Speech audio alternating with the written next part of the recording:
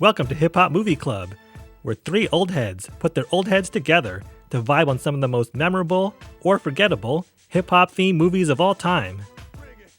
And here's HHMC with your HHMCs, Boogie, JB, and Dino Wright. Season 6, Episode 1, How High? Directed by Jesse Dillon, produced by Pamela Abdi, Danny DeVito, James Ellis, Shona Gar, Michael Schamberg, and Stacey Sher, and written by Dustin Abraham. Released in 2001 and featuring Method Man, Redman, Oba Babatunde, Mike Epps, Jeffrey Jones, Fred Willard, and Lark Voorhees.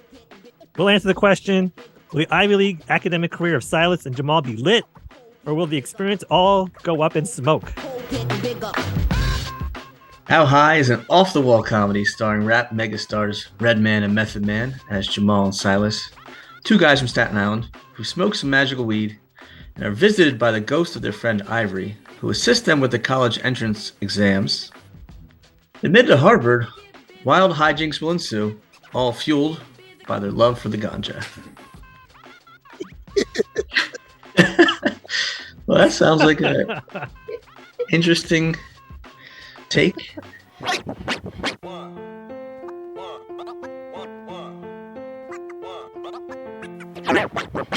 And Boogie, what'd you think of How High?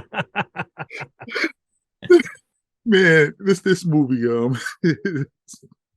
this movie is hilarious. It's just that off the wall slapstick comedy, just over the top raunchy humor. I mean, I just put it on and I just laughed almost through the whole movie because it was just one hilarious thing after the other. I mean, if you want a good laugh, this is definitely something you should pop in. If you get offended easily, this is something that you probably should not pop in. But if you just like to sit back and relax and just laugh at people just being silly, by all means sit down and watch this movie. I mean, the chemistry between Redman and Method Man is apparent. These guys collaborate musically on one another's songs, albums together, concerts, etc. And that chemistry is definitely apparent on film. I mean, they work off of one another.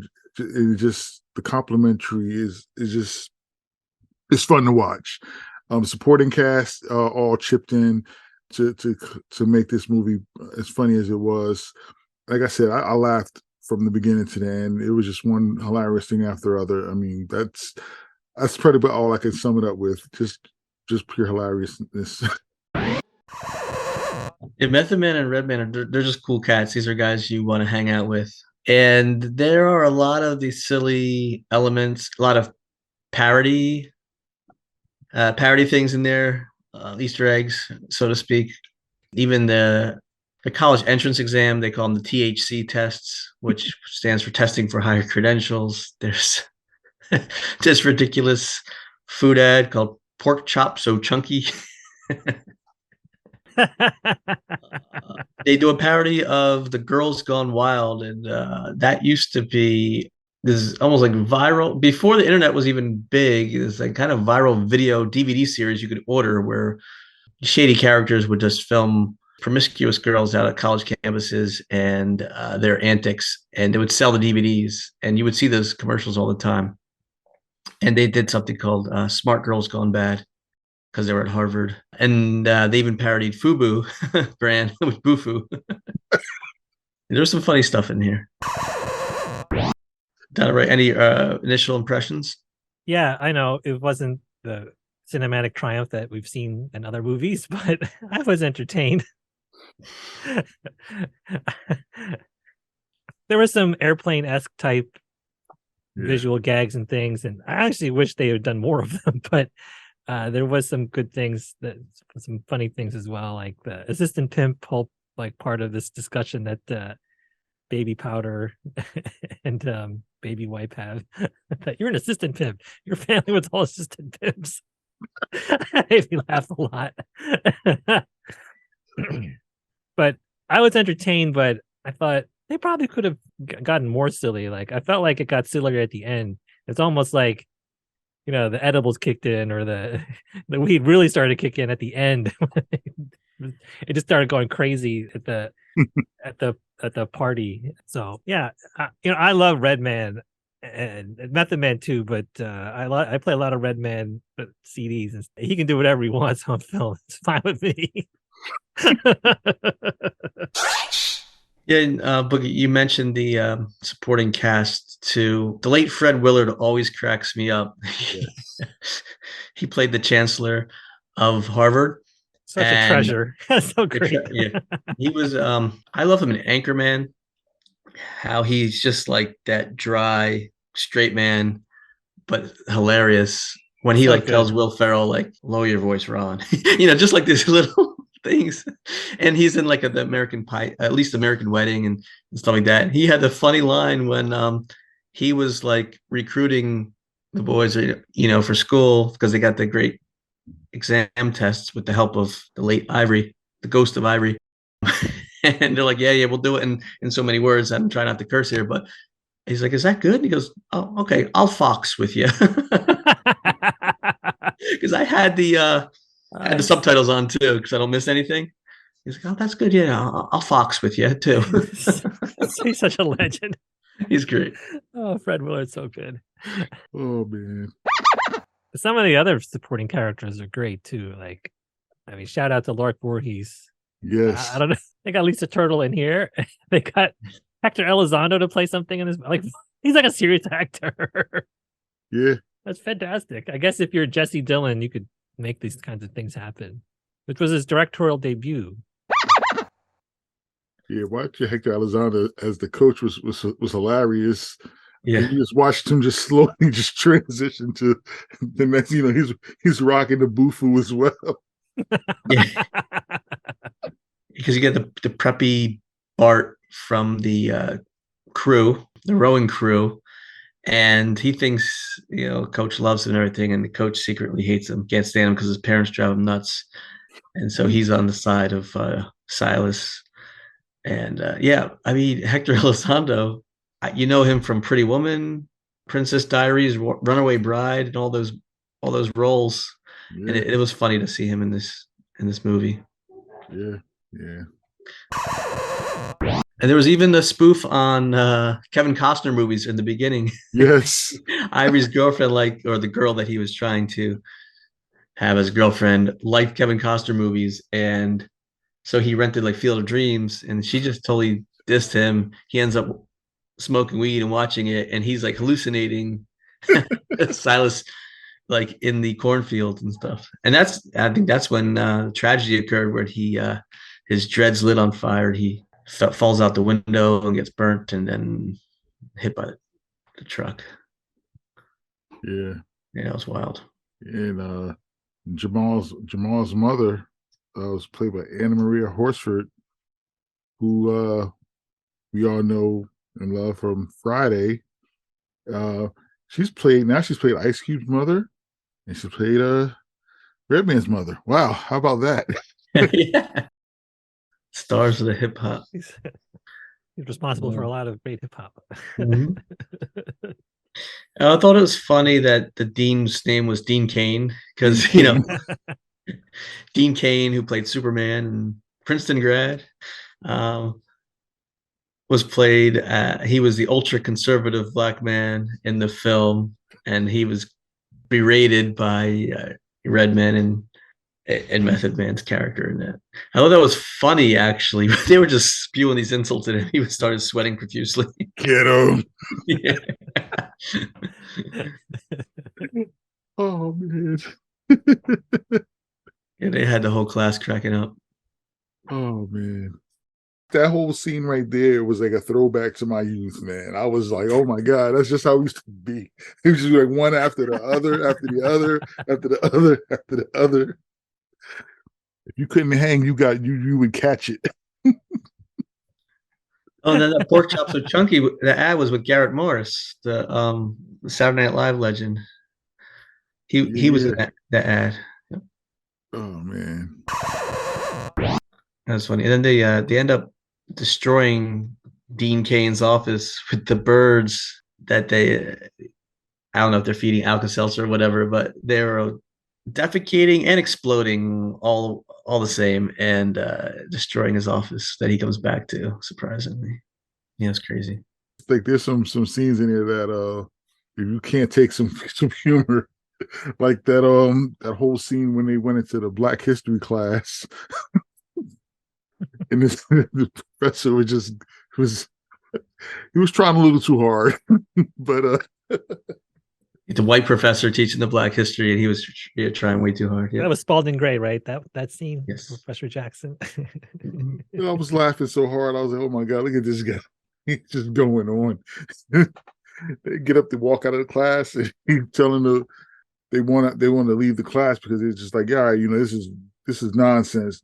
And he looks at the front row. There's like two preppy Black kids in the front row, and he's like, "You want to go protest? Walk out and protest with your brothers."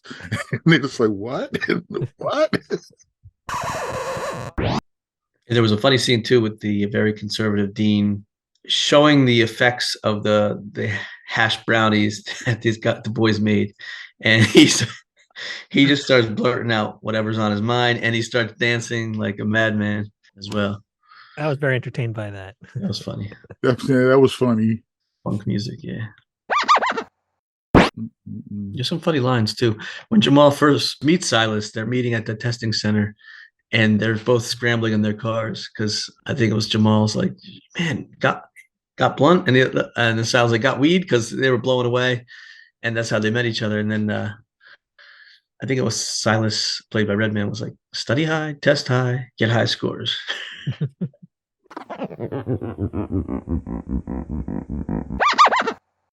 Yeah, so it was very funny, lowbrow humor, but funny, like you said, if you just want to like kind of veg out and be entertained. But to your point, Don, I think it did totally go off the rails later on. Like I think with like 20 minutes left, it went totally off the rails. Yeah, Not that it was ever really on the rails, but it went really veered left when they were like digging up the remains of John Quincy Adams because they were nervous about failing, and they're like, "We got to get a smart guy," and he had been buried on campus. I was like, "What?" Yeah, it's like they started. They were smoking when they started writing, and as they were writing, the effects started to kick in. Telling you, I feel like the beginning it was almost like they didn't have any good weed, and then they finally found some. Oh man. Like it was more blunt than weed. The ratio changes by the end. It's true. There were some things that I wasn't too thrilled with, or like kind of bugged me a little bit. Like the character, like I Need Money.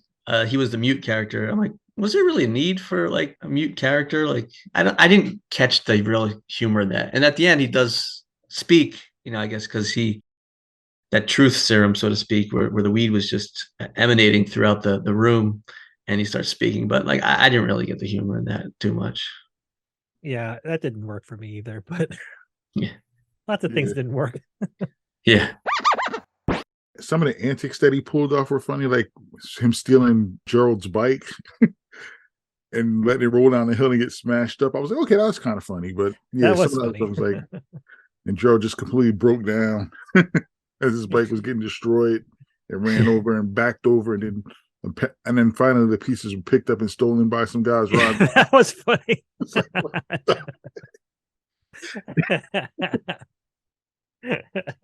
Oh man! When he turns, he discovered weed. That was a funny turn too, and I was entertained by the post weed Gerald.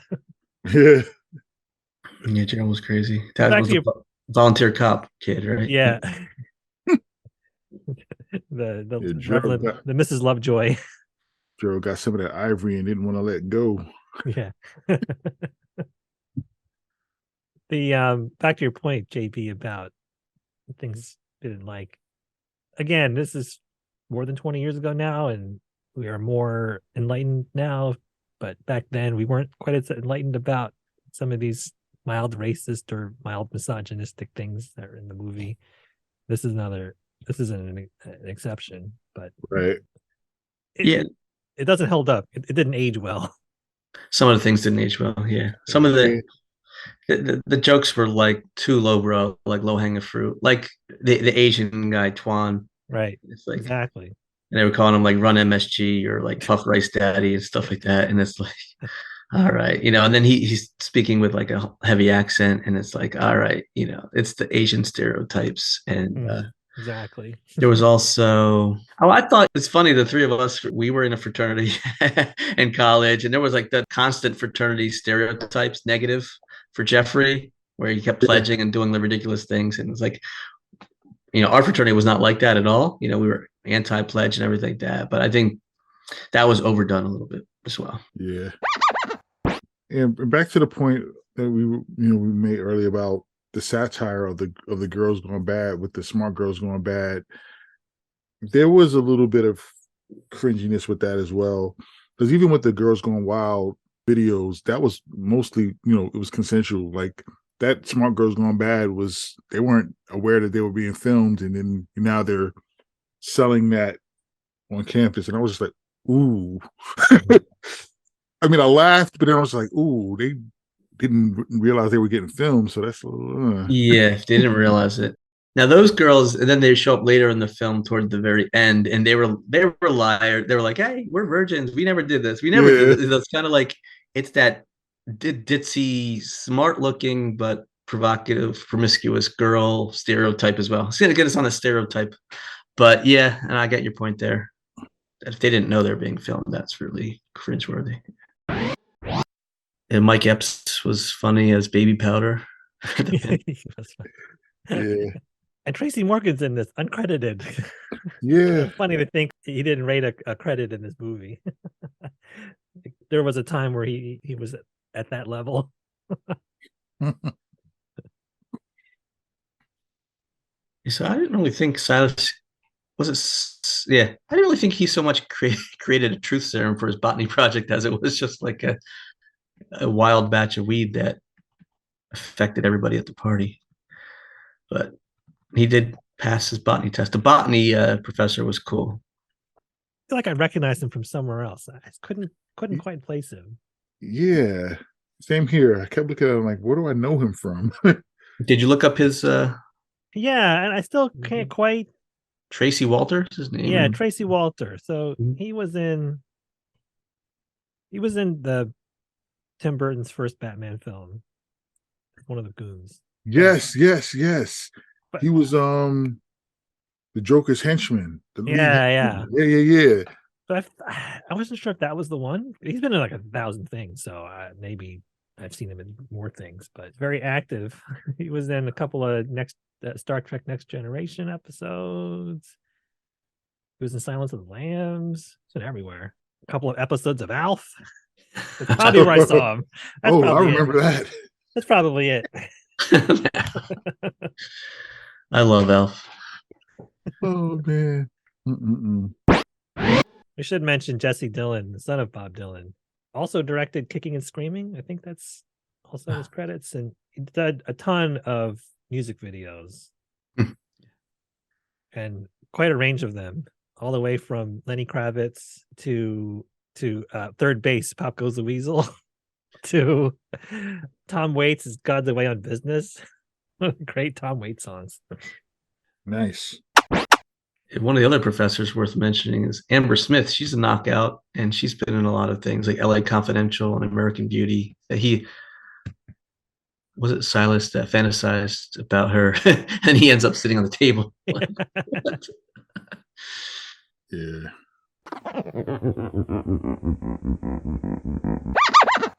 It was a fun movie, lowbrow, like we said. And we always kind of talk about the music. When you have a movie starring Method Man and Redman, you're going to get a lot of great music. Also, Cypress Hill had a cameo at the party, the whole group. And BBL had a speaking part a little bit. And the movie intro started with Cypress Hill because aptly so, because of the subject matter. Hits from the Bong and I Want to Get High is in there. And then, there's a ton of great songs throughout. I was jotting down as they were coming up. I heard Slam by Onyx. I heard Party Up by DMX. Some of those don't actually appear on the soundtrack itself. Back in the day when the soundtrack came out, they were in the film.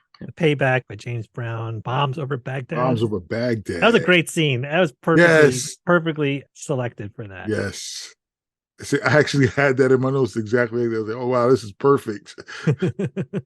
Yeah. Du Hast by Rammstein was Rammstein. So great. Yep. German rock metal. That was funny that they put that in there. And then when you're talking about that bicycle scene, they had Queen's bicycle for a few seconds in there. Yeah. I love whenever Queen appears. That's great. Mm-hmm. Where the actual soundtrack was dominated by the Method Man and Redman songs, obviously, but there are a few other good ones in there. Oh, and what's your fantasy with Ludacris? I love that song. Oh yeah, when they're walking into the party. That's still a banger, man. Woof. Absolutely, oh, yeah. Can't go wrong with that one. Did you guys see Luda is touring with Janet Jackson? They announced the tour. No, I didn't see that. No. Janet Jackson's touring and Ludacris is performing the same ticket. Yeah. Yeah, I caught that. That would be a fun show. I'm so mad. I didn't get to see her the last time. She delayed her tour. We returned our tickets. And then man. Then she ended up going out there. I'm like, oh man. Could have held on to him. I was just listening to another podcast and they were talking about Janet Jackson's influence in her songs and how she was such a megastar throughout her entire career, but in the 90s specifically. And I didn't realize Together Again is her most streamed song like on Spotify. That is my song. Yeah. I used to know the choreography for the whole song too. At one point, like it would come on and I would literally dance the whole routine with them. I mean, it's great because it's sad in that it's a tribute to those that have passed on, but it's that upbeat, flow to it, so you can rejoice and celebrate the life of someone. So it's a great song. I got to go back and listen to it some more. But I had a lot of her albums. I didn't actually own any of her albums, but you didn't have to because it was on the radio all the time. My very first CD was a Janet album, and the rest is history. Yeah. Rhythm Nation 1814. I identify as a member of the Rhythm Nation. Oh, yeah. I have citizenship in the Rhythm Nation.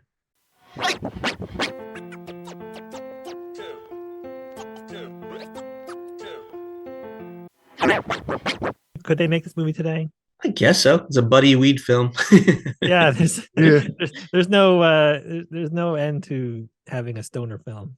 Yeah, they actually made a sequel to it without Meth and Red in it.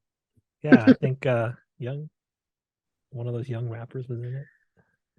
That one was available for streaming for free, I think. Yeah. I was like, of course. The one that you don't want to watch. Yeah, right? Cheech and Chong made an entire career out of Buddy Weed movies, so yeah, you can. Seth Rogen and James Franco, same thing. Yeah, 2019, Lil Yachty and DC Young Fly. How High 2. Oh, Jeffrey Jones was in this too. Jeffrey Jones, the principal from Ferris Bueller, was in this movie, right? And he gets fired. Oh yeah. What was his role in the administration? President. Harvard. I forget what his role was. He was the president. He was the president. He was president. The vice president. He was vice president running for president. He was the Jamie's father. Jamie's father. Yeah. That's right. Jamie's father, he was the vice president running for, I guess he was the vice president, but maybe trying to be president. Running for re-election or something. Yeah. No, maybe. Yeah, that's right. Yeah. He had a run there in the 80s, Ferris Bueller and Beetlejuice. But, if you ever read up on his history, he was a creep in real life. He got in trouble. He got in trouble with, I forget if it was child pornography or something disgraceful like that. Yeah. So that's why he's fallen off the map. Yep. Okay. So yeah. Pled no contest to a felony charge on possessing child pornography. That was a long time ago. I remember hearing that. Yeah, 2003. So not long after this. I was cringe when I now see him on film. Thanks. Yeah. Not great. Thanks. Nope. Yeah, I didn't even make that connection. Like, yeah, that's him.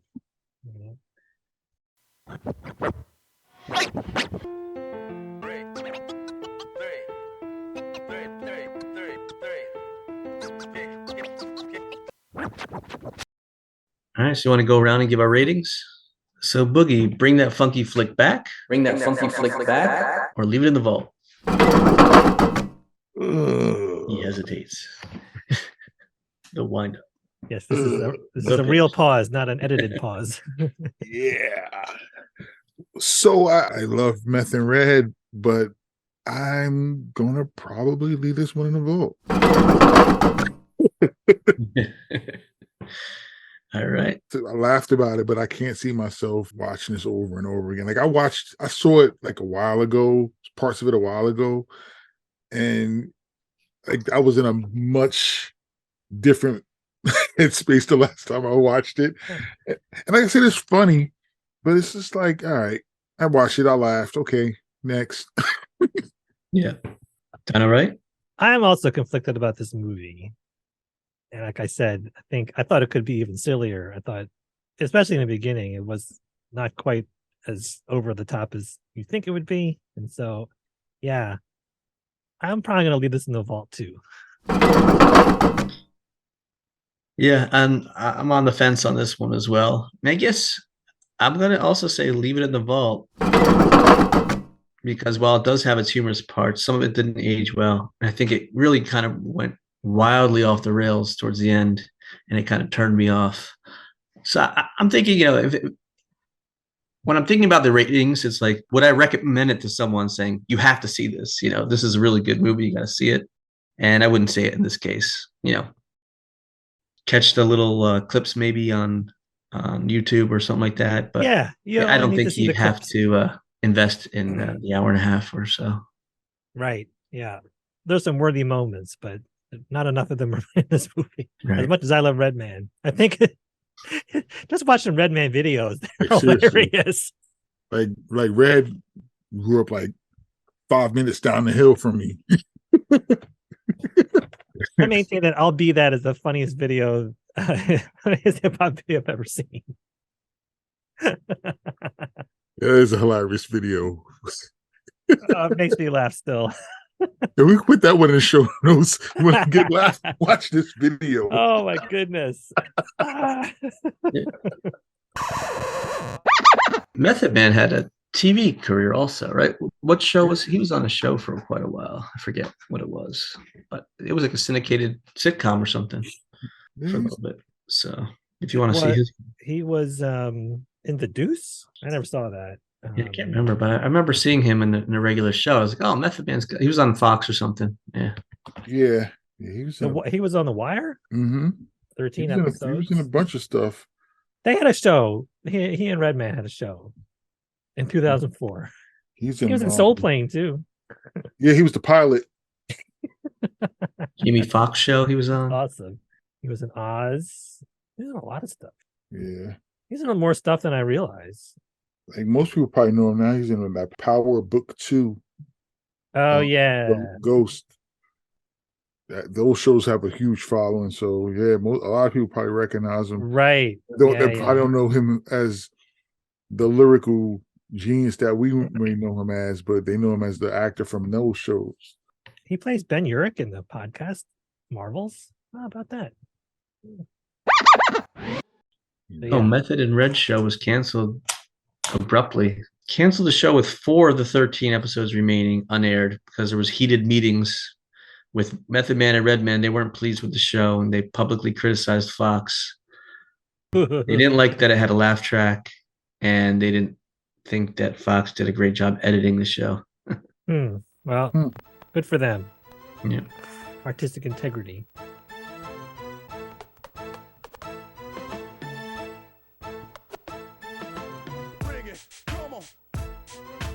Hip Hop Movie Club is produced by your HHMCs, JB, Boogie, and Dino Wright.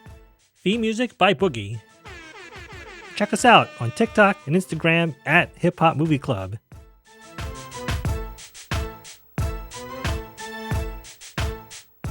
On the next episode of the Hip Hop Movie Club podcast, your HHMCs review I Got the Hookup. It drops in 2 weeks. Subscribe today in your favorite podcast app, and you won't miss it.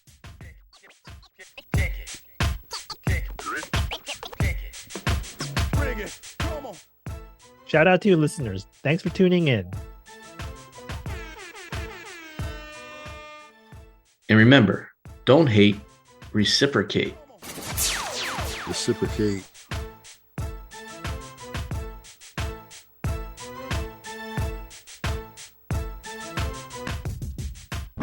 Shout out to Brain Freeze Trivia in the Lehigh Valley. Check out the Instagram, brain_freeze_trivia _time. That's Brain Freeze Trivia time on Instagram.